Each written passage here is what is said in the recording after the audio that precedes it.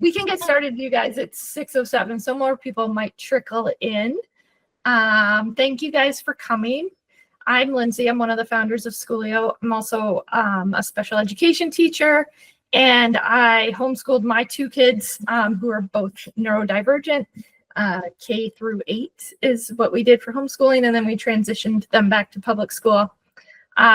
So we like to run this group. Last week was the first week, so we're still kind of warming up. But we're trying to run this as not really like a traditional webinar where I lecture at you guys about stuff, because I hate doing that, but more interactive. So we talked, the people who were here last week, we talked about sort of what you're looking for and what their needs are. And they sort of agreed that like a topic each week where I talk a little bit on the topic at the beginning, but then sort of at the end, it's just open to asking questions, talking about each other's stories, whatever struggle or celebration you have for the week, that we can sort of build like a little bit of mom community as well as doing like a little bit of learning at the same time. So that's sort of what I prepared for tonight.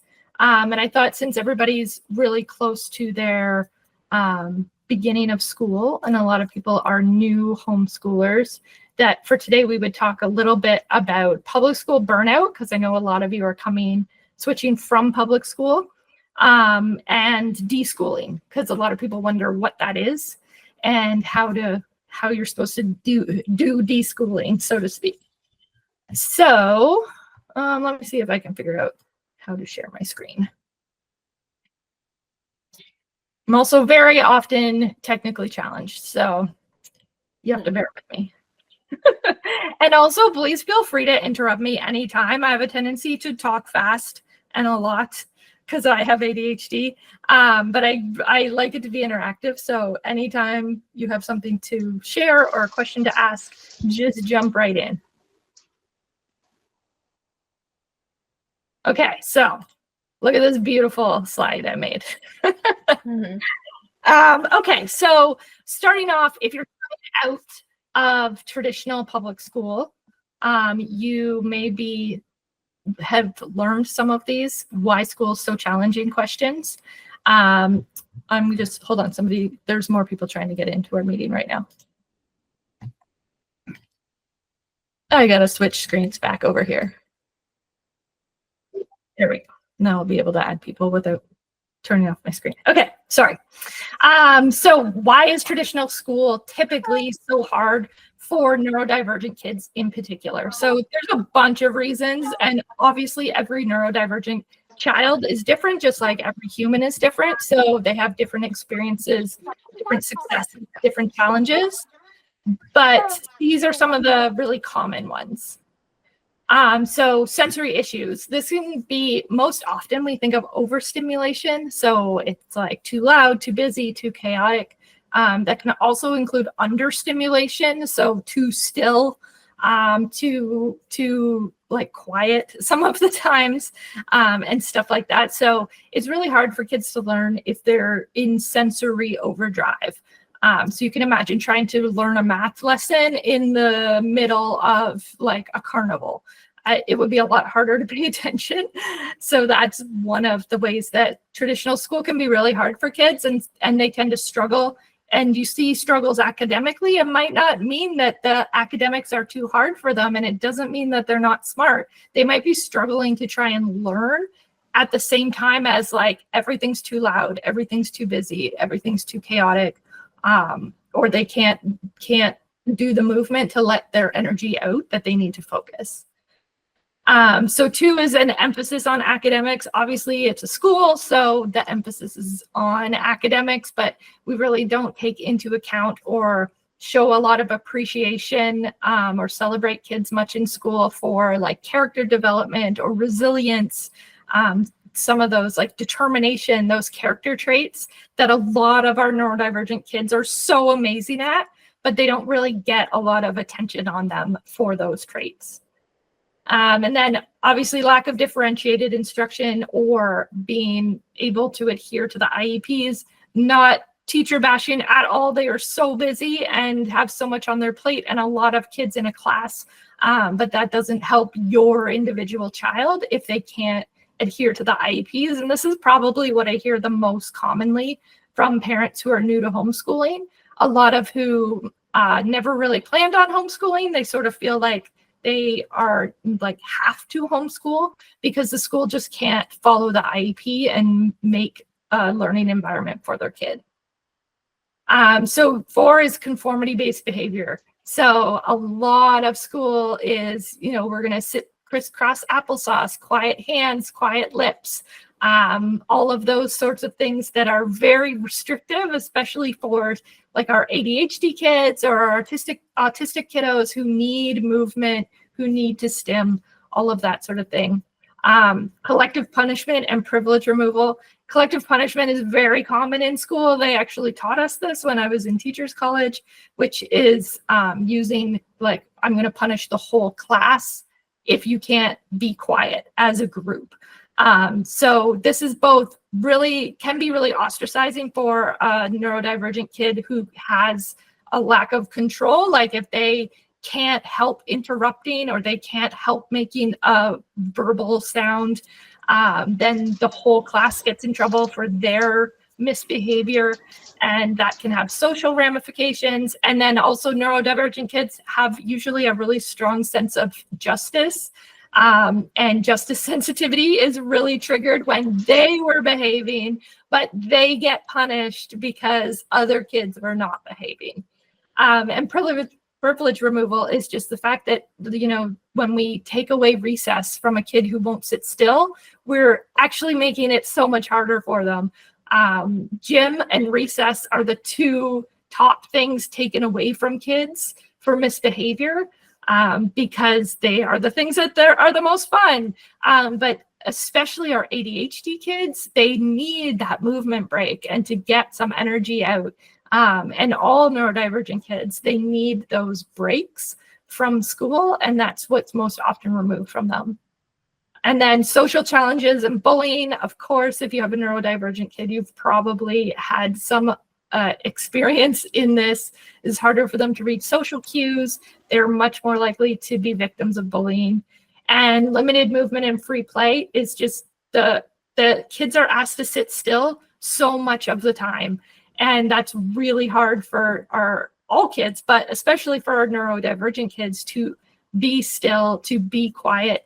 And there's not a lot of free play, right? They might get 2 20-minute recesses a day, and 0 playtime. After kindergarten, there's no more play in school, which is really too bad because most kids will engage in imagination play up to around age 12 if we let them.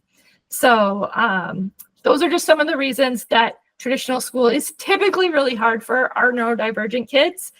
So if you felt like your child was struggling in school, maybe it's your first time pulling them out and trying homeschooling, these are very common. So you are not alone if this is what your kid was experiencing.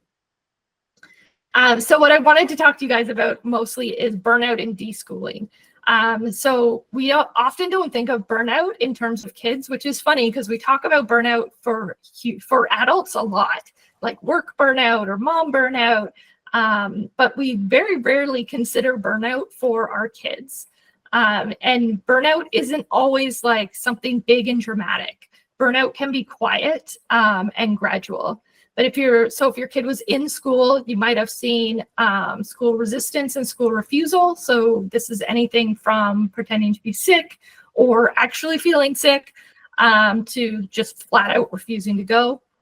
School-related anxiety and after-school restraint collapse. If you don't know what that is, it's a big mouthful of a term, but it basically means your child behaves beautifully in school all day and your teachers tell you that they are doing great and they always behave, but every day at the end of the day, as soon as they get home to their safe space where they can let go, you see like this huge meltdown or anger or more like depression type of behavior where they're really like lethargic and apathetic, anything like that, where it is actually a good sign for you and your parenting. It means they feel safe to let go of all of that, but they've been masking, pretending so long in the school day and holding it all together that when they get home, they sort of fall apart. So that's what after school restraint collapse is. And then if you're new to homeschooling, so this is the biggest one, is if you are homeschooling for the first time this year and you've pulled a neurodivergent kid out of school because they're in burnout or you suspected that they're close to burnout, there may be a lot of things you see in the beginning that make you feel like homeschooling isn't working, but that's not what's actually happening. So all of these things are very common for kids who are in or recovering from burnout. And that's refusing straight out to do any schoolwork. So if you're having a lot of problems with them resisting doing their schoolwork, if you hear them saying things like, I'm stupid, or I'm not good at that, or I hate school, or I hate learning, those are all big signs that they have a negative connotation with school and learning. Meltdowns, of course, if you're seeing physical symptoms, headaches, stomach aches, they're not faking. That's a very real symptom. And just that feeling of defeated before they even start. So, you tell them like, oh, we're going to do some math now. And you just see their whole body language fall as they are already convinced that they are going to fail at what you're about to do. So all of this is signs of burnout. So if your kid is newly pulled from school and you're new to homeschooling, you are not doing something wrong. This isn't evidence that homeschooling is not going to work for you guys, especially the refusal to do schoolwork, because a lot of people struggle with that when their kids are new to homeschooling. It's just a phase of their recovery from public school. So you'll probably hear people talk a lot, especially if you're in like the Facebook groups for homeschoolers, about deschooling. And what is deschooling? There's deschooling and unschooling. You'll hear both of those terms are very different things. So deschooling is sort of this intentional transition period between when you leave public school and you sort of start your whole homeschool.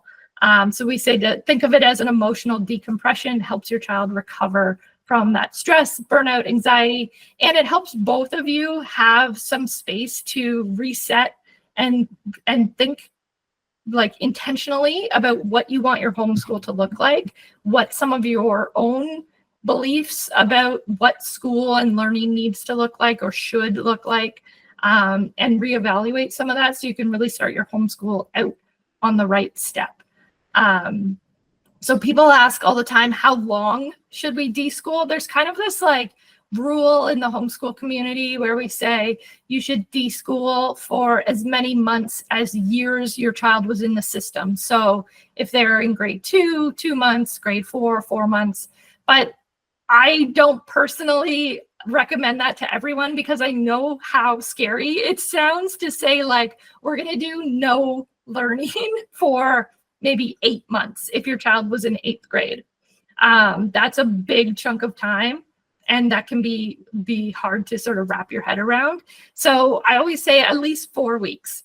You're not going to miss anything by taking 4 weeks off of learning, and you don't have to worry about catching up or keeping up or anything like that with 4 weeks. People miss 4 weeks all the time. So that's sort of my go-to is your 4-week sort of deschooling intervention. So we sort of broke it up into weeks.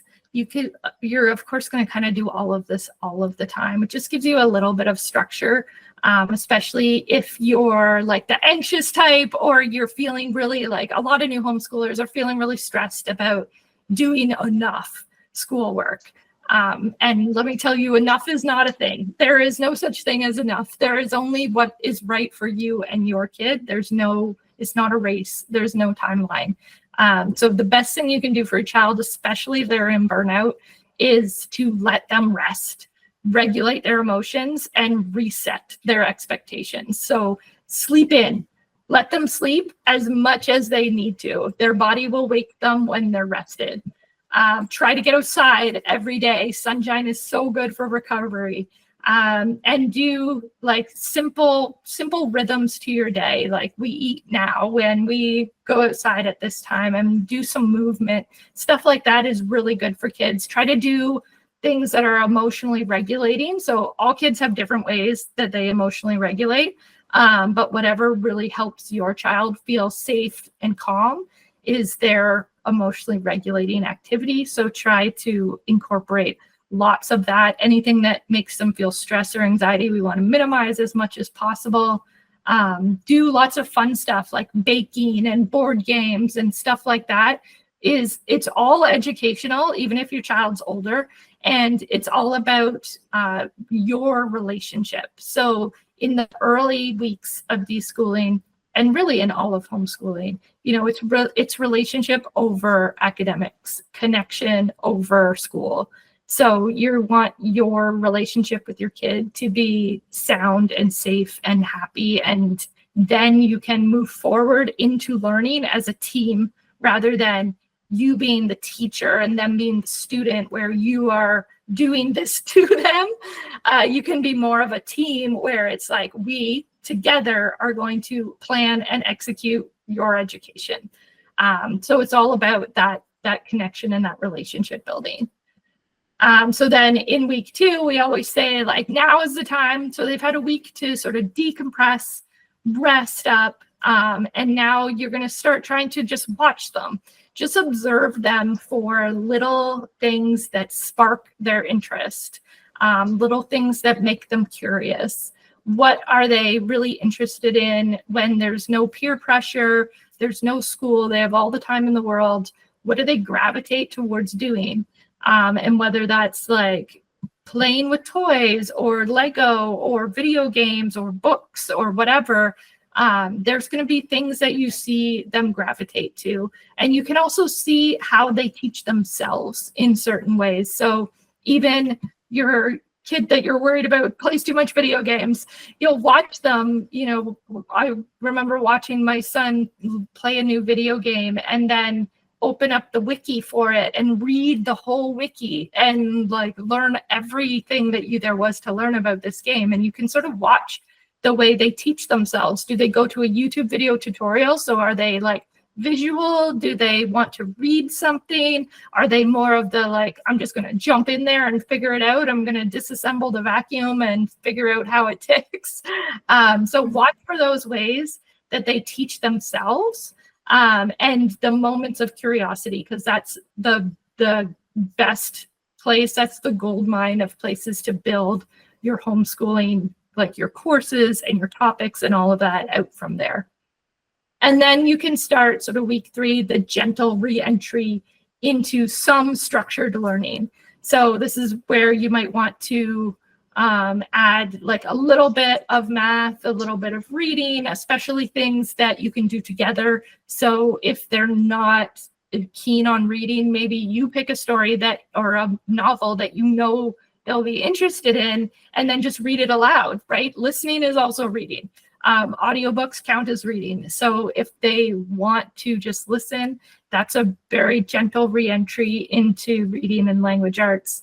You can do like pizzas or muffins or something like that to do a little bit of math, even if they're just measuring and you're just talking about the measurements that you use in baking.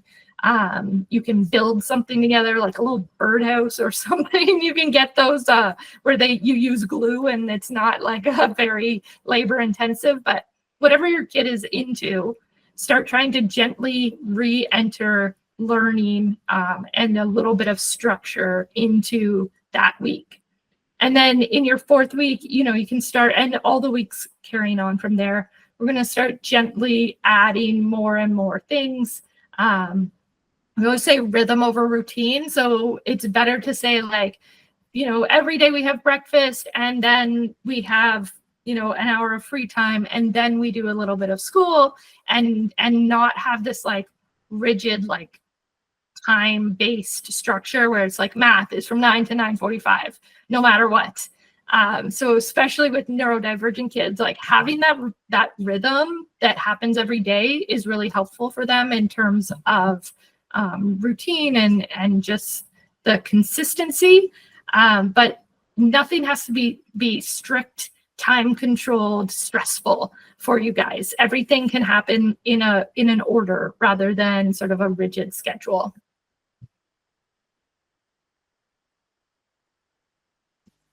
Okay, so I'm going to wrap it up because I've been talking a lot.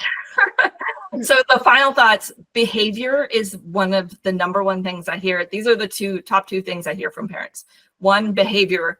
Your child is recovering from burnout. They're recovering from the stresses of public school. They're possibly recovering from things that can be very traumatic, like bullying or like the school trauma from having bad grades or feeling like they're not smart or being talked down to. They're in survival mode, and you might be seeing some behaviors that you don't love. So like apathy, angry, overwhelmed, meltdowns. Maybe they're being really rude to you, or maybe they're being really loud. It's all part of the process, and it doesn't mean that homeschooling is not working. It actually means that your child feels safe with you and in your home enough to let out however it is they're feeling. So as much as we don't like these behaviors and they might make you feel like you're failing as a parent, you are not. You are letting them recover. You are letting them have a safe space, and you can build up from there. They need time. They need time to rest. They need time to reconnect. They need time to rediscover that learning is not bad and learning is not the enemy. It's not something that's forced on them. It's a gift that we all get to learn and have the ability to learn whatever we want to know whenever we want to know it. And then the other thing is timeline. Deschooling is not about doing nothing. This is about decompressing. It's giving you and your child a reset. And please don't feel like you have to rush into homeschooling. Just because public school went back this week doesn't mean you have to start homeschooling this week or next week or the week after. You have nothing but time. And there is no behind, there is no race, there is no rule that says they have to do X skill at X age because they were born in this year. Your neurodivergent child is going to grow and thrive and flourish in different ways than neurotypical kids, and that's fine. We're here to hold their hand on the journey, help them discover learning in a way that actually works for them. So please try not to stress out about timeline or about what's enough or what you ought to or ought not to be doing. So that is the end of my little lecture. And I would love if anybody wants to like ask a question or share a thought along these lines, or if you have anything going on with your child that is challenging that we can sort of all talk about together. And if anybody wants to introduce themselves, you can do that too. Brenda looks around. I know, I'm like, oh, Brenda, go introduce yeah. Okay, I'm Brenda. This will be my first year of homeschooling. My daughter is 9. She is autistic and has inattentive ADHD. And then I have a 7-year-old son. He's neurotypical, but Dad says he's got he's a lot like Dad. Reminds Dad of how he was as a kid, and Dad got onset ADHD when he was a teenager. He's pretty sure our son will too. My kids are excited. Like the burnout slide, both of my kids were showing that. My son especially, he'd never wanted to go to school in the morning. He'd tell me he didn't feel good. He'd tell me his stomach would hurt. And my daughter always asked me to check her temperature too, every morning. When like, do I have a fever? And I'm like, no, not today. So yeah, so like that, I was like, oh wow, like when you were at the burnout slide, I was like, oh, that's both of my kids. But they're super excited. I've been I've been tweaking with the program. Just have my free trial, and I just keep getting more and more ideas like what I can do, and I'm super excited. I think they are too. That's great.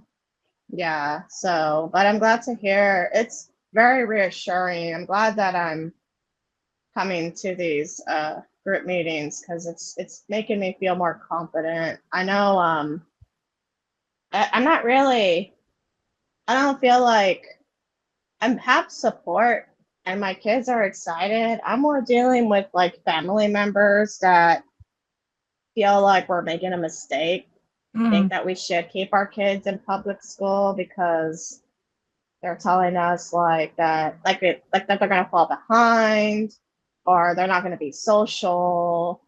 I know, and they're trying to tell us these things that, according to them, is like required in Texas. Which I've been reading up on the laws and whatnot. A lot of what they're telling me is not true. Mm. Like my husband's brother told me that we needed to be doing placement exams, and I was like, no, I don't think so. And then today his dad told us that we need to make sure we keep grades. And I told Trey, because he said like if we were to have them go back to public school, and I told Trey what I read online for Texas is if we were to re-enroll them, they just take a test at the school and they'll more or less put them where they're supposed to be. But and I know like a lot they're just telling me like a lot of stuff. I don't know if maybe back then that was the case. I know a lot has changed in Texas for homeschooling, but I am like on the actual Texas like .org websites making sure that I'm doing everything correctly. But Yeah, it's there's a kind lot of of like misconceptions about homeschooling. there is. People make a lot of assumptions based on. Yeah, like I know a lot of like people like there are family members, like especially with my daughter, that would tell me like, but how is she? I hate when they tell me this. They're like, well, how is she gonna learn to be normal if she's not with the normal kids? And I'm like, my daughter is normal. Yeah. Define Like, normal. like I can't help but be mama bear, and my husband tells me to calm down, and I'm like, I can. Like they just offended me, and they offend like not directly to her, but that's offensive to my daughter as well. So Yeah, yeah. they're making the assumption that, and I've had so many people ask me where they're like, so if your kids are homeschooled and they're just like at home all day and you're like in the basement learning, and I'm like, why is it Yeah. basement? Like, why is your vision of homeschooling that we're in the basement all the time? So many Yeah. people use the basement. I'm like, we don't even have a basement. But Yeah. this idea that homeschooling means you're home all the time is just like such a persistent No. type. I And know. And like I even like was telling my husband about like because I was trying to figure out like what I was gonna do for like my kids are really excited about science. And I know yesterday we were going through the courses, and I was on my Facebook today and noticed that I was interested in an event that's happening here September, and it's a butterfly release event on a cool. Saturday. And I was like, there's a science course about butterflies. I was like, I can set it up to where we all like they learn about butterflies, and then at the end of the course we go to that butterfly event. And so that's what I did. Yeah. And I was like, this is cool. And I started thinking like there's a course about bees, and there's a bee farm nearby. Like I could call them and see if they do like tours. And I'm like starting to like the ideas are coming. Yeah, that's fantastic. So and I'm just so excited because I'm like, man, like they don't do this, and like they do like their one field trip a year. And I think like the ostracizing too with like I know they would choose kids like through the extracurriculars, like the music teacher. They would send them flyers saying like she was going to choose kids to go to a special field trip and for like good behavior. And I'd be like, well, my kids aren't going to get it because they move around too much or they make too much noise. And I hated it because I was like, they're good kids. he should be able to go. Like, Yeah. And it doesn't take into consideration whether they are actually capable of behave Mm-hmm. the way that they Yeah. expect them to, right? Yeah, and they would be like all excited, telling me like they would bring home the flyer, be like, "Look, mom," and I'd be like, "Yeah, yeah," and I already knew in the back of my head like that they weren't gonna get chosen because I know how public school works. So Yeah. and then they would come home like disappointed, like, "Oh, they didn't choose me," and I'm like, "Yeah, oh, I'm sorry, baby," like Yeah, that's hard. Well, thank you yeah. for sharing. Does anyone else want to introduce themselves and say hi? Asa wants to say hi. We've been we're still in our free trial, so this is our third day of Schoolio, but he's really excited about it, which I'm glad of, because when we've tried to do school in the past, I've homeschooled from day one, always knew I wanted to homeschool my kids. But the other program that we have tried, he was not interested. So he just turned 7, and we're in Texas as well, Brenda. And I know Okay. Texas, like at age 6, you're supposed to start some type of school. So, but we've just been Yes. mostly like play-based things. Mm-hmm. Did not want to do any type of like formal sit down, do your schoolwork type stuff, which I get. Yes. And I think that's the best thing for kids when they're that little. He wants to say Hi. Hey, And that's my daughter too. Like she doesn't want to be filling out worksheet after worksheet at her desk. So I'm also really liking Schoolio. I do it every day, and I usually do it in the morning, earlier than Jonah does. that's awesome. So I'm excited to see, hopefully his excitement for it will continue. But I feel like so far it's been different than the other programs that we had tried before. So I'm hopeful for Yes. I guess my questions are just more around like I guess like the way the program works, as far as I know that because we enrolled him in the first grade, and it gives me like all these different courses to choose from. Does he need to finish all of them to be considered like done with the first grade, or is that just kind of like when I feel like he's done enough? Yeah, it's totally up to you. Especially like because you're in Texas. I don't think you guys are required to teach anything in particular, are you? No. It's So just it's yeah. like reading, writing, spelling, math, Yeah. and good citizenship. Yeah. Yeah, so you guys are really like flexible, which is nice. Yeah, I did notice that about Texas. It's like one of the most flexible states in the country. Yeah, and there's a lot of homeschoolers in Texas too, which obviously whenever there's a lot of us, the laws are better, more in our favor for sure. So yeah, we sort of like when you first sign up, if you chose grade 1, it'll have auto loaded a selection of grade 1 courses just so that your course load isn't like empty, because always blank screen is always scary. So we gave you some courses to start with, and that'll be all of the grade 1 math and all of the grade 1 ELA, and then just a selection of science and social studies. But you can do those ones. You can say, we don't like these ones, and go to the marketplace and pick different ones. You can do more, you can do less.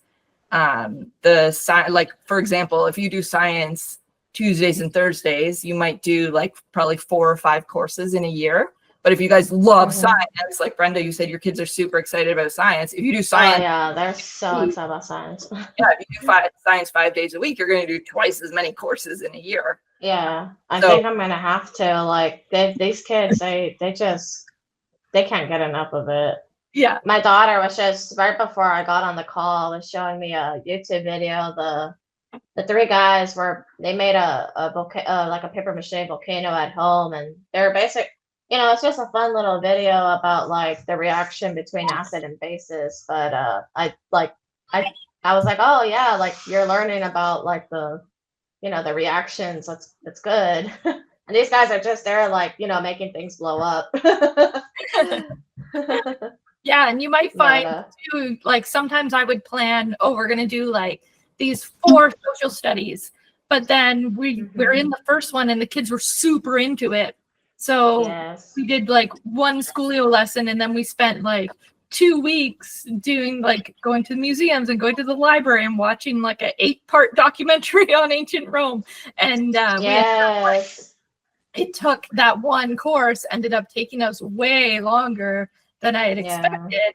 But it's good because the kids like found a rabbit hole that they were super interested in. Yes. And I went ahead, I went ahead this morning. I went to each of my kids because right now I got Matthias for second and Cadence for third. But this morning I went ahead and added each other's courses for social studies and science on both of their profiles because I was just like, man, I'm just gonna have them do the same science and same social studies the whole week, and then I'll see where we're at with the language and the math because I'm not sure. Like I said in the presentation, like it'll be different at home, so I'm kind of want to test the waters, like you said, and see how they react to the online lessons and the hands-on, and then I'll kind of probably tweak it as we go. And I really like that. I really do. Yeah, just wait there and see if you're at the right level and if the pace is good. And break as much as you need them for sure. So then, I read that Schoolio is accredited. Does that mean, like, if a kid graduates high school with Schoolio, do you all issue the diploma? We don't have diplomas because we don't have high school, but we're hoping to move into high school in the next like year or two. At least I'm hoping by next back to school, we can release grade 9, 9 and 10. And then the following back to school, do 11 and 12. And then once we have high school, then we can issue credits and actually do diplomas. But that's just a matter of building the curriculum and then going through the accreditation process to actually issue a diploma. Sorry, I can't hear. Your audio is breaking up a little bit. I hate to interrupt, but I actually gotta go. I forgot my mother-in-law was stopping by. She just told me she's here. No worries. It was nice meeting you, Catherine, and I'll come to the next week's session for sure. Thank you. Great. We'll see you next week. All right. Bye. So, is it just through 8th grade right now? Sorry? Does it just go 8th through 8th right now, or what grade? Yeah, just up to 8th. And then you have your transcripts. So you don't need a transcript or a grade 8 diploma to go to high school or to go to 9th grade at least. So that's always an option. But you have your transcript if you need it for any reason. I also have a 5th grader, and he's actually, so the one that I have in Schoolio is, I don't want to say neurotypical. I don't really like that term. Who is neurotypical anymore? I don't even know what normal looks like. He has the same challenges as my quiz does. So I also have my 8-year-old. He's the one that has autism and ADHD. But he likes the program that he's currently using for 5th grade. He just started 5th grade, so we're sticking with that for now. But I just might switch them to something. But yeah, but I mean, I think Schoolio is great. I just think like the way that schools have learning structure, it's not the way that kids learn. And it's really hard for neurodivergent kids as well.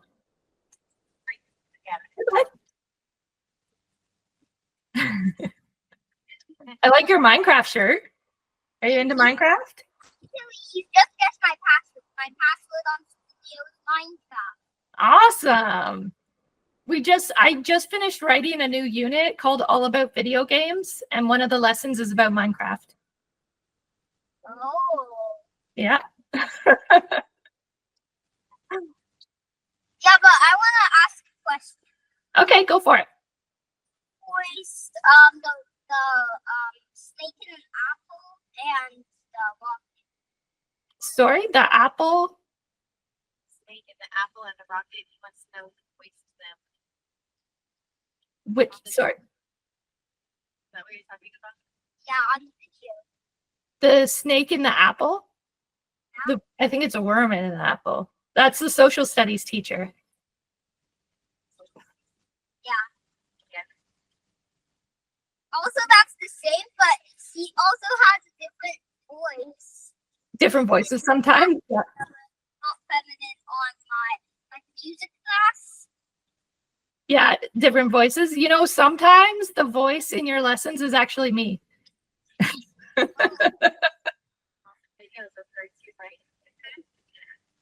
Yeah, I did some of the voiceovers for the videos too.